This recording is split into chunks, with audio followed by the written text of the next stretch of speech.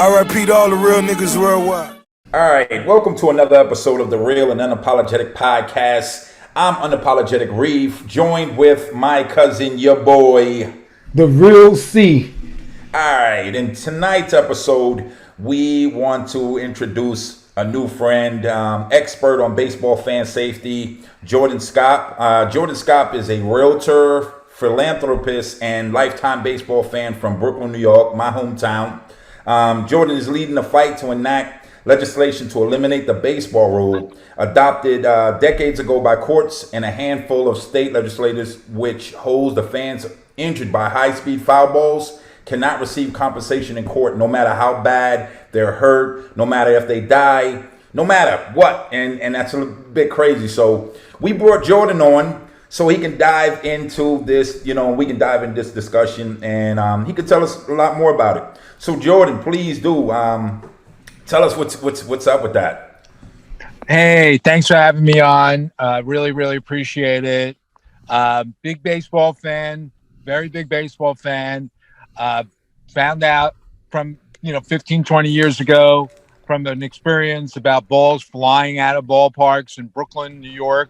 At the Cyclones game, we were out on the avenue, on Surf Avenue, and the ball comes traveling outside the ballpark and hit a young person we were with right in the arm with no notice. And that was very unusual, certainly made an impression on me.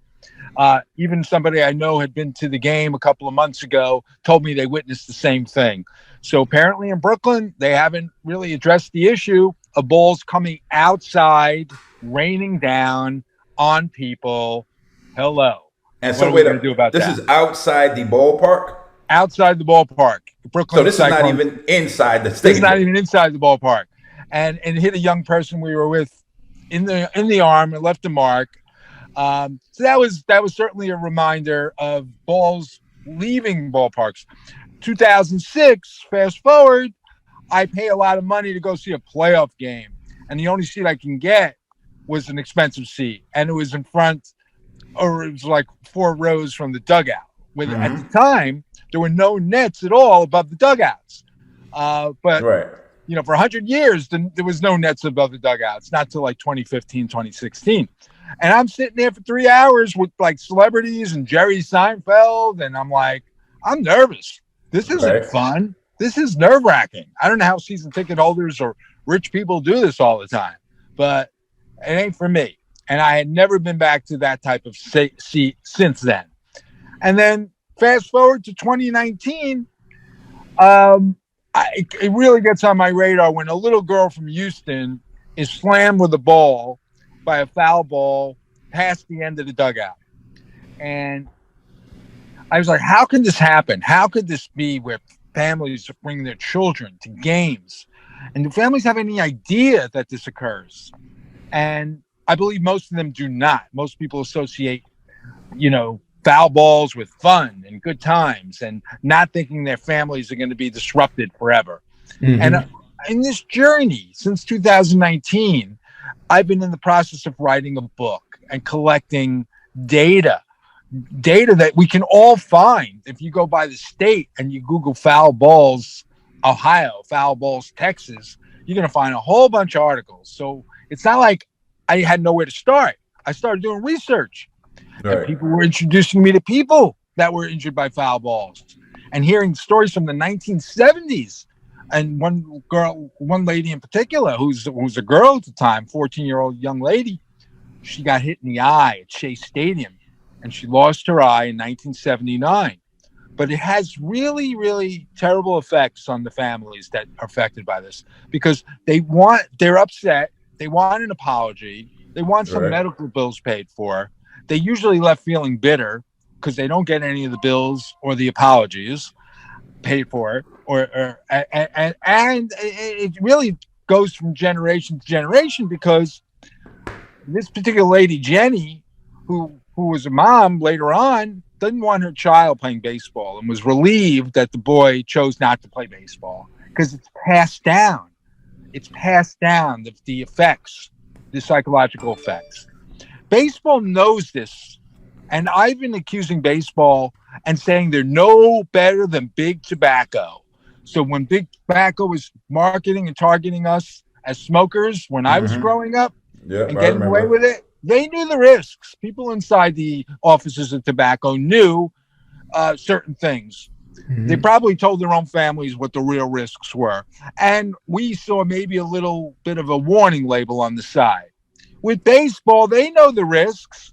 They do nothing to tell us about the risks because I basically think the status quo of baseball, even today, throughout the minor leagues, it's like they're operating without a license because they know the balls are going to be going to certain sections and how often.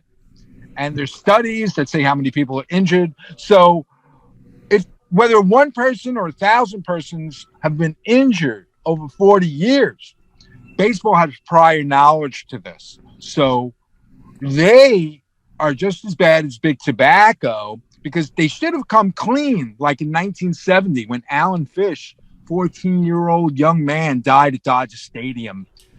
They should have leveled with their fans and all throughout Major League Baseball. And they should have said, folks, we need to tell you this. We're going to have a level. We're going to level with you. So Alan Jordan, died. This Jordan, can happen today and tomorrow. Go ahead. do you have the numbers? Like how many people are injured each year? Yeah. Sure. So NBC did a study, and based on their study and based on what the LA Times came up with and what I came up with based on the NBC study, they said from 2012 to 2019, 700 or 800 folks reported to first aid. And that was only from 4 out of the 30 teams on the major league level.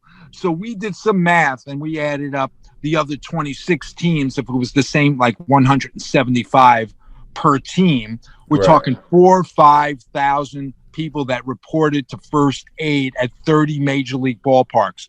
We don't even know about the minor leagues because it's underreported. There were 3 times as many more games in the minor leagues from 2012 to 2019. This study was only for major leagues. So we're suggesting, 13,500 people that were injured? Now, I don't know if they all had crushed heads or lost eyes, but I believe I know a handful of people, including Erwin Goldbloom, whose wife was killed at the Dodger game. Also, the second death in 50 years also took place at the Dodger Stadium. His wife, Erwin's wife, was killed in she was killed in 2018. It's about 3 years ago now. She was killed from behind home plate. All right, was that a ball? I'm sorry about that. Was that a ball that did it hit her in the head? Was that like a head? Yeah. A head wound? Yeah. Yeah. She died. She went into a coma, and she died a few days later. That was Linda Goldbloom. And the Dodgers took 1 year, and they elevated the net because it was behind home plate. If you guys recall, if you went to Shea Stadium and those places years ago, the balls would shoot back at you. And most of the time it would miss people, but sometimes it would hit. Now, sometimes somebody's saying to me, what could have been done about this in 1970? The regulatory agencies should have been all over this. They should be all over this now. So Manfred made a statement in 2019 basically saying all teams are going to be doing a whole lot more when it comes to netting. But I called him out on that in spring training 2020, before the season started, before COVID came down in March. I called all of the 30 spring training facilities. I found out 16 out of 30 teams were still hosting games with no nets past dugouts in Florida and Arizona. Fast forward to 2021, I called all the minor league cities I could reach. There are 120 minor league clubs left in minor league baseball that's part of MLB, and there's 30 major league clubs, 150 stadiums and ballparks. I connected with nearly 100 minor league ballparks and found out that at least 42 still had no nets past dugouts. And further, Peoria, Illinois was hosting a game with no nets above dugouts at all. How did this happen? So what's the MLB's reason for saying that they don't want the nets past the dugouts? They have no say in the matter based on my logic. And I'm hoping to bring to your listeners also an epiphany of outrage, meaning they haven't been having an honest conversation with us. If they were, the regulatory agencies would have told us these are where the nets go. MLB is not allowed to tell you where the nets should be. We're a regulatory agency's job is to have their own independent contractors, engineers, architects. They should be coming in telling us where, how high, how far, how wide the net should be. They know where the balls travel, where little kids' faces are slammed in a half a second. That could still happen today in at least 42 minor league ballparks. If you all go to foulballsafetynow.com, there's a video. It shows. I had a commercial produced, Tara. She produced a commercial. It shows what happens when a ball can go between two guys when there's no netting above the dugout. And that could happen in Peoria, Illinois today. They're the worst of the worst. I actually rented out an airplane, which is also a video there at Foul Ball Safety Now, where I had to make a statement in Peoria, Illinois 3 months ago. And I said, hey, Dozier, wake up, Nets. And they're an affiliate of the St. Louis Cardinals. And the St. Louis Cardinals are paying their salaries, and they're not protecting the fans, and they're allowing fans to sit in these scenarios. Families, once they realize over the last 50 years that their growing families used to go to the games once or twice a year, they're going to realize, wow, that could have been us. We could have been part of a weekly or a bi-weekly statistic. Hey, and Jordan, they're going to feel upset. I want to, you're right. They'll definitely be upset. But I want to ask a question, because I read something online, and it said that some fans don't want the net because it takes away from the participation from the game.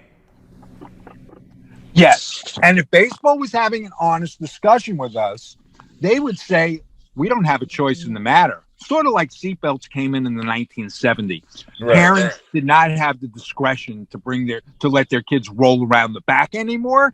Same thing should have been. Right. Same thing should have been. You want to flirt with danger? You want to sign some kind of disclosure and mingle with 100-mile-an-hour balls? Cool, but you can't bring your kid. In Japan, they allow you to sit in certain sections. They call it the hot seats or the danger, the excitement seats. Right. And they'll provide you a glove and a helmet. But I doubt you're allowed to bring your kid. And with MLB, they know these families are sitting ducks. You cannot watch the kid. I don't care if there's 100 signs or 100 announcements. You're not getting out of the way of a hooking 100-mile-an-hour ball, plus add on the ricochet effect. You just can't get out of the way. And it's not going to happen. And when families realize this, they're going to be like, baseball knew this and they didn't tell us? Yes, they did. They knew in advance. It was foreseeable and predictable. And they knew it wasn't a matter of if there'll be a maiming. They knew it was when. I have testimonials from baseball players, minor league players who've gone on the record with me and told me they tell their own families one thing, like you better sit behind the nets, but they're not getting on the public address and telling everybody else. You'll see players react after a little kid gets hurt, and sometimes you get some quotes from major league players after a little kid gets hurt, saying things like they need to put a whole net around the whole stadium because it's frustrating. Sure, it's frustrating, but nobody's done anything about it. This has been happening throughout. Sounds like a bit of population control. Like they allow people to get taken out just purposely, Yeah, and you know who I hold to a higher standard? The journalists. And these guys are supposedly truth tellers. They're baseball writers. How many baseball writers are there in New York? 25 full-timers? They probably tell their families the same thing, but they don't report it to their readers. They haven't ever said anything like, for years, this should have been done. We know the risks. Fans don't really think about it. They don't. And still today, when I called all these box offices up in minor leagues throughout America, they would say to me the same thing. You're the first guy ever calling me to find out where the nets are, because the people, the public are not requesting it. They're still thinking foul ball and fun. They're not thinking, man, let me find out in advance. where the nets are so my kids are safe. They're not asking for it. So guess what? If you don't ask for it, baseball's like, hey, what's a few expendable people every year that our lives are ruined? So what? Right. We have 70 million fans. Whatever. We're Mhm. not going to miss them. What is 10 or 20 people a year? Whoopee. No, not whoopee. These people, Jenny, and people that I know that have been hurt, they deserve full recognition. They deserve to have a genuine apology, and they won't accept the apology until baseball fixes the problem through and Right. through. But let It's me phony ask you baloney. this. Sure, of Yeah. course. I think. Do you think that that's? I don't want to say. It's like part of sports culture. Like Yeah. you got a lot of people who go to NASCAR. They don't go to see the skills of the drivers. They go because they're hoping there's a crash. You got a lot of people who Right. go to football games who don't really want to see the competition, but they want to see that big hit. Are they feeding to the bloodlust of the fans by saying, you know what, we're not putting up the netting and maybe somebody will get hit and bring some excitement into this game or something like that? You think that goes on amongst the fans?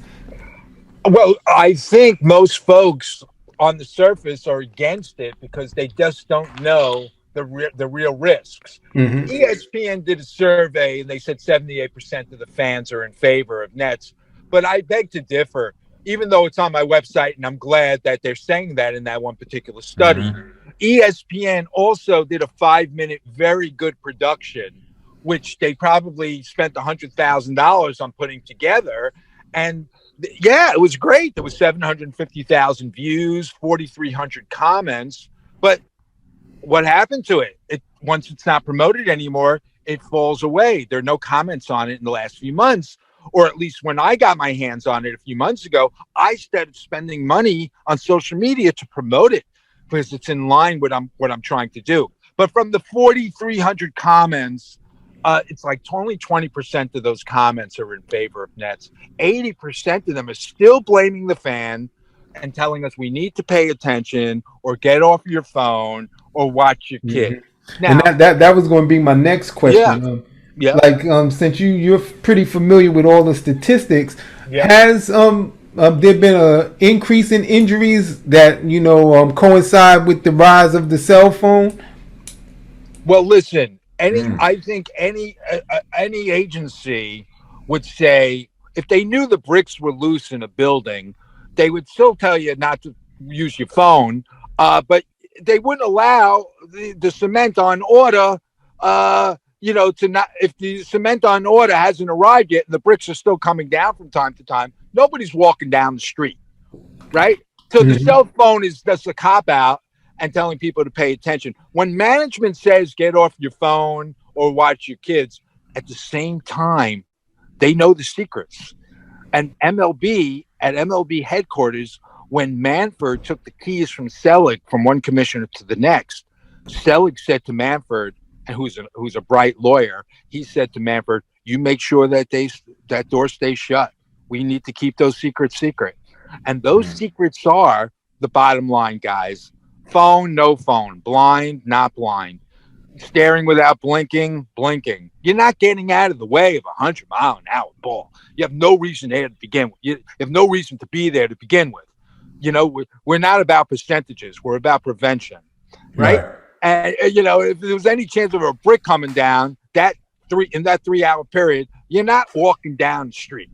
Unfortunately, baseball's gotten away with this forever, and nobody inside the game, the guys, the broadcasters, the baseball writers, the major league players and their union, who 20 years earlier, they were minor league players themselves in search of being pros. We know there's 5,000 minor leaguers.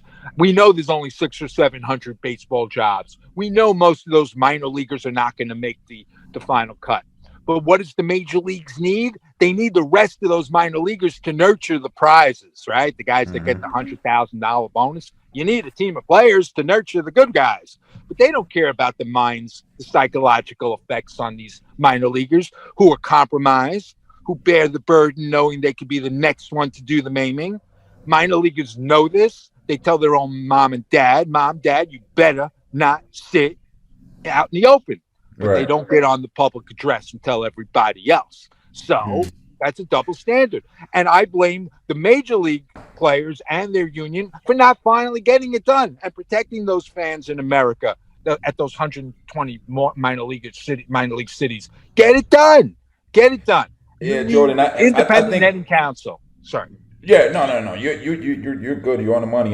But I also think another thing that I read online was that fans, they don't want net, and for a stupid reason, because of their nice seats. So they don't want net covering those, covering them in their nice seats, which doesn't make any sense. But that's it's really the fans that are at fault here because they have to speak up. And I know what you're saying. That. I know what you're saying. I think there should be more fans speaking. It should be more fans speaking up, right? Because if the fans are against it and they don't want to, the baseball, the major leagues and the minor leagues, they don't want to lose the fans, so they're pleasing the fans versus just doing the right thing. They should do the right thing, put the nets up, safety, you know what I mean, and prevent lawsuits.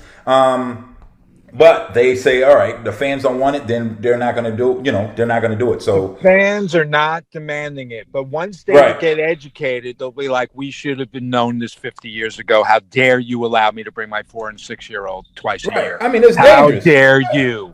It's and mud on your face.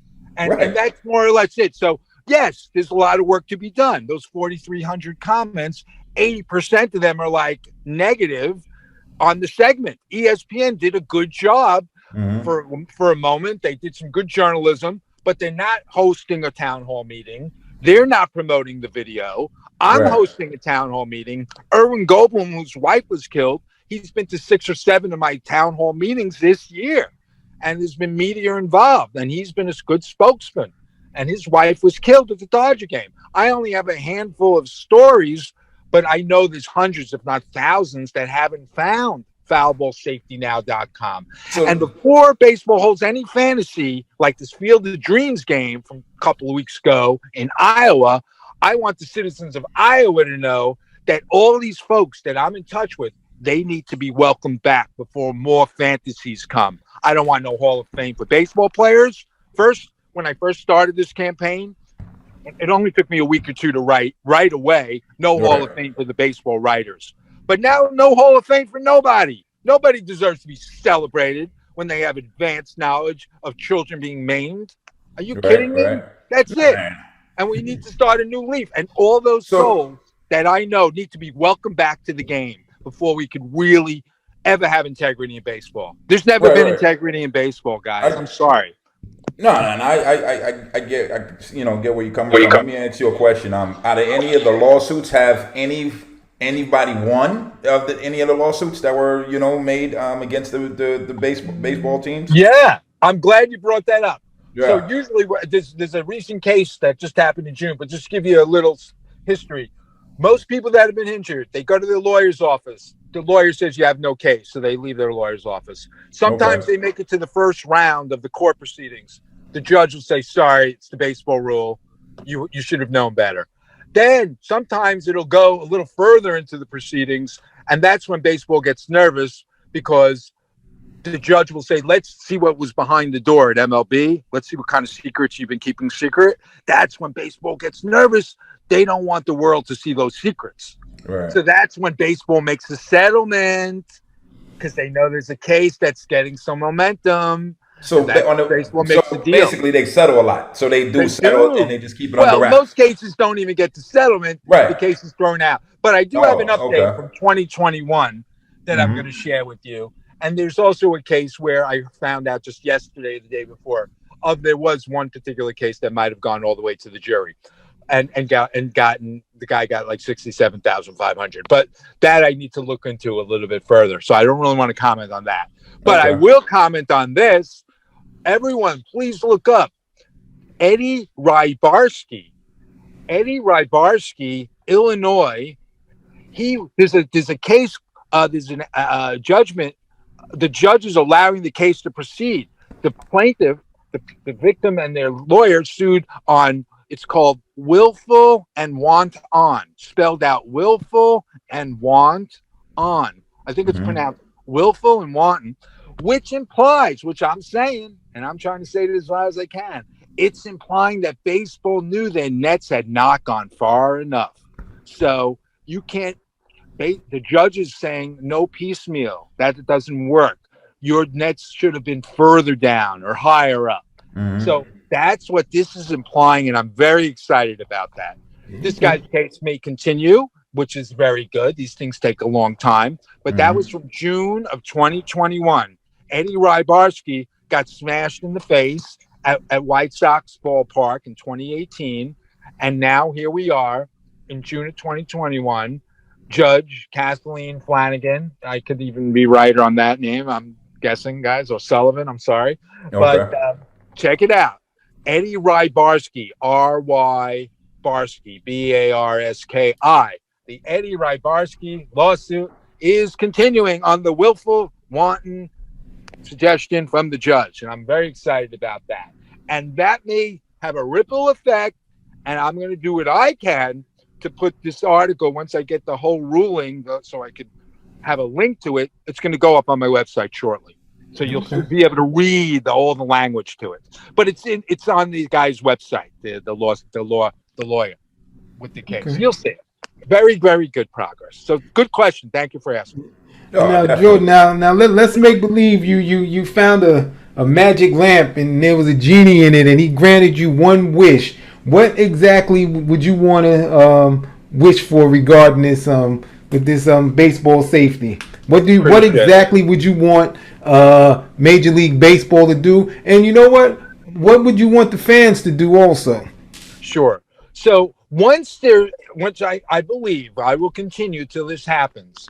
Once there's an independent netting council, free and clear of MLB and minor league baseball, they're going to have their own architects and engineers survey all 150 ballparks, and they're going to be able to hang a sign once they're done with knowing how fast, how high, how far these balls go at these speeds. They're going to hang a sign in there, and it's going to say, this ballpark is maiming free. Have a nice day, everyone. And I'll be like, yeah, baby, we did it. That's the only way. Now, will somebody still catch a ball or somebody squeeze somebody's back of hand when the ball's coming up and down? Sure, I'm open for debate. All this stuff needs to be discussed. But about little kids getting smacked with 100-mile-an-hour balls, no more. It's got to stop. It could happen today in 42 ballparks in the minor leagues, and it's got to stop. It's got to stop. So my wish would be that the independent netting council is installed, and they can hang a sign in every one of these 150 minor league ballparks and major league ballparks. This ballpark is maiming free, folks. Have a great day. So you could walk around with your kids, and your kids aren't going to be worried a ball's going to hit them in the head. I had a girl, Alexis, who's been part of my press conferences, who interviewed for the book at foulballsafetynow.com. You can check out lots of things and stories from people that have, I don't have all their quotes in the website yet, but you can see that they've been part of these press conferences. She was hit in the head in a common area buying a pretzel. Like, what is that? Why are balls reaching people when you're waiting online for a snack? Right. And clunk, hits you in the head. As my story was in Brooklyn 15, 20 years ago, we were outside the ballpark. That's not as bad as getting hit in a line drive in the head. So nobody's addressing the inside. And apparently, because according to someone I spoke to recently, nobody's apparently addressing balls still raining down on Surf Avenue in Coney Island. Mm-hmm. Yeah. Wow. Yeah, Jordan, I appreciate that was our viewers need to hear that, and I appreciate that. Yeah. People need to jump on this, and there needs to be net, especially there need to be net at least outside, like you said. If you're getting a pretzel or outside of the stadium, there should be lawsuits that they settle in and give in because you are not in the game if you're outside the stadium. You know what I mean? So yeah. Common areas inside the ballpark, outside the ballpark, and certainly past the end of the dugouts. At least 42 ballparks. Where was that little girl in Houston hit? Past the end of the dugout. Right. There's reminders. I could give you some reminders of some things that I've learned this year. Black eyes, stitches, lady hit in the abdomen, pregnant woman, lady hit in the abdomen with a ball. people are not going to the games, thinking about this. Fortunately, there's some more documentation of minor league injuries. Social media is helping. But the minor leagues is such a mess, and middle America and these billionaire owners are not asking outside agencies to come in and tell us where the freaking nets need to be. They're doing it on their own. They want to keep it overall netting free, romantic, oh this, oh that, every at expendable, whatever. So some lives are ruined every year. What is that? It's not even a drop in the bucket. 70 million baseball fans. They're never going to get on social media. And it so happens, speaking of that, there have been victims 10 years ago, Citi Field. There's a video that I have on my website of showing a ball going into a boy's face. Now that area may be covered right now at Citi Field, but it's still similar to the 42 ballparks that don't have netting. So I felt like I should show that video. She, I think, tried to do some sort of Kickstarter or campaign 10 years ago. People give up. It's very hard to get traction. I'm staying the course, guys. I rented an airplane over the All-Star game a month and a half ago in Colorado. Mm-hmm. Excuse me, didn't rent an airplane for that. I rented an airplane 2.5 weeks ago at the Field of Dreams game. That was in Iowa. I read Field of Screams. And so the people down below got an idea of it. And then I did that 3 months ago, another renting of an airplane in Peoria where they had no nets at all, even above the dugout. How criminal is that? And I also, in Colorado, I had a couple of guys walking around, which you'll also see a video of at the website, Foul Ball Safety Now. You'll see two guys walking around. It's like a 30-second production, walking around the ballpark with a 4x8 sign that says All-Star Shame Nets. It was another opportunity to make a statement. So I thought it was a good opportunity to do so. If anyone of your listeners have been affected by a foul ball or want to talk to me on or off the record, I work with a professional writer.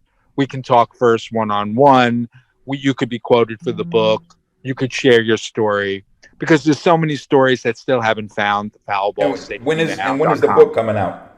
The book's going to come out. I'll tell you when the book's going to come out. When I know there's enough places that are going to be readily willing to take in this information and promote it.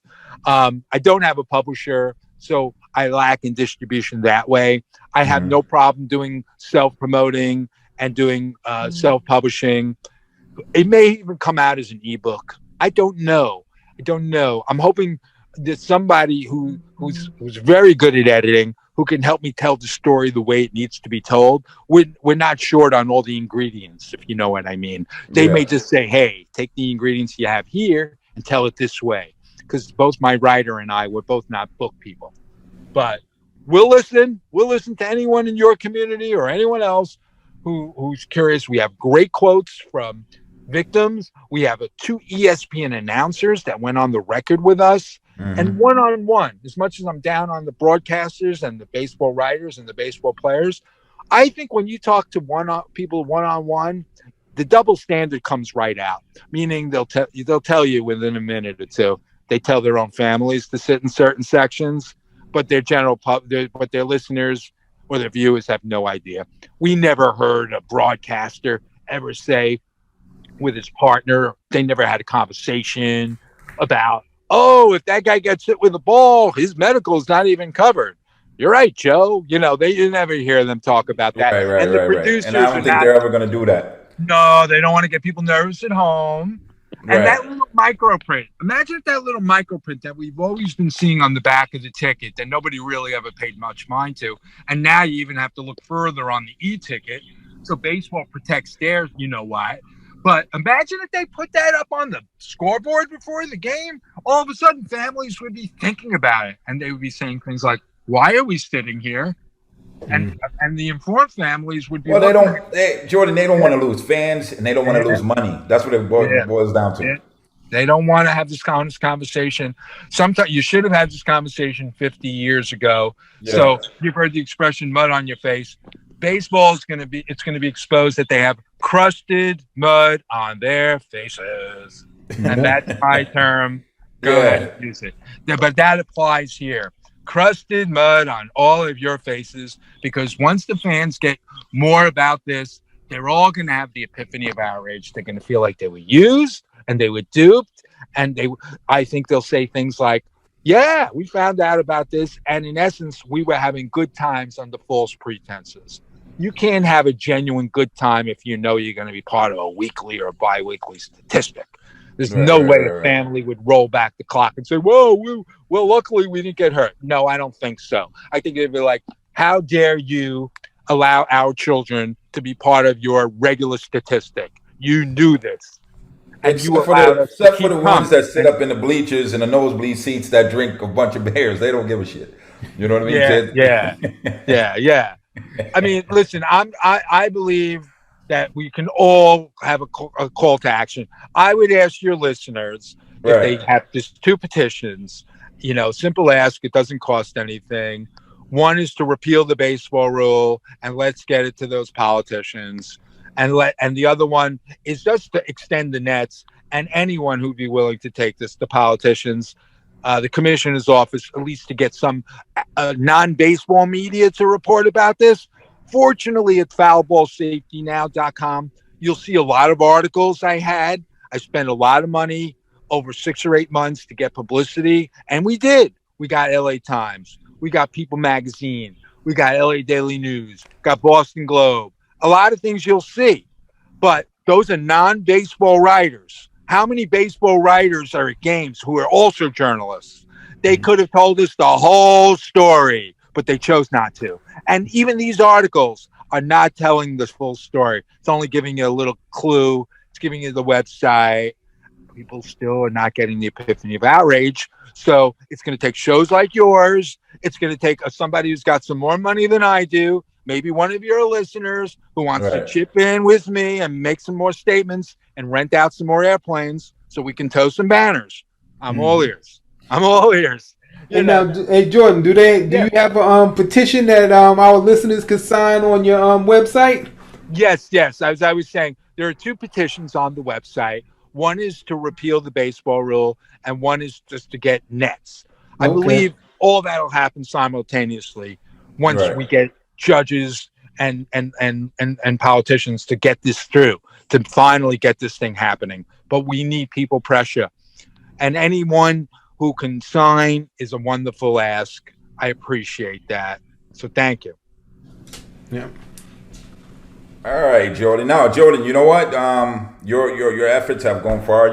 Like you said, Boston Globe, being in ESPN, over in Korea, Japan. I mean, you've done a lot, man, and I'm sure once these, everything goes into effect, people are going to appreciate you, and your name is going to, I hope so. I hope so. We got to do work. I got to keep moving the needle. Yeah, that's what it is. You know what I mean? Very fast, and no rich guy woman has come along and said, Jordan, I got some money. Let's do some more statements. Costs money. I'm happy to do some, but it's great to have somebody pitch in. But for the most part, I want listeners just to sign the petitions. And that would be really we'll cool. get our listeners to sign that petition. We'll put it in the link here in the video. We'll put it on, anywhere that we have this video. We'll make sure we put that link in there. That is tremendous. I thank you so much. I appreciate you coming on the Real and Unapologetic. I appreciate you coming on and having this discussion with us and and all that information. It was great. Yep. Keep up the good fight, Jordan. Keep up the good fight. Thank you. I will. Thank you. This has been great. Thank you. All right. Thanks a lot, Jordan. You got it. We brought up a lot of interesting questions and scenarios, man. I mean, seriously, like if people are really getting hurt at these games, because I had no idea it was that many people. He's talking about, what did he say, 700 to 800 people? Yeah, it's about 45. And that was only at 4 stadiums? Bloomberg, if you look on Bloomberg, they did an analysis and they said 1,700 are injured every year. Wow. That's a lot, man. Still. Yeah. That's a lot.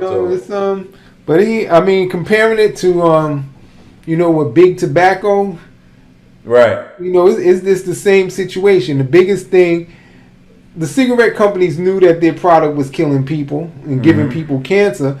But if they come out and admit that, then that opens them up to a whole ton of retroactive lawsuits. Right. So they got to keep their mouth shut. You know? So they, you're right. You know, and then not only that, I mean, once people start seeing, okay, well, Major League Baseball has got deep pockets and I can get paid. You might have some people showing up to the game just to get hit. They see a ball coming, they ducking into it. Push the kid right into it. Yeah. That, unfortunately, I mean, that's fucked up, but yeah, it's fucked up. But that's how some people think. You know, hey, people go into McDonald's just to slip there. I mean, that's what happens when you live in a very litigious society like America. Everybody's trying to sue everybody over everything. Everything, right, man. And then I guess Major League Baseball is like, oh, but if we do that, where will it end? You know, I mean, and this is just devil advocate, but I mean, you'll have lawsuits where cats will be somebody will be mowing the lawn and watching the game on their phone, and by accident they roll over some gravel and the rocks kick up and kill their dog. They're gonna sue Major League Baseball. They're gonna say, well, if you hadn't made the game so addictive, I would have been paying attention when I was cutting my grass and my dog would still be alive.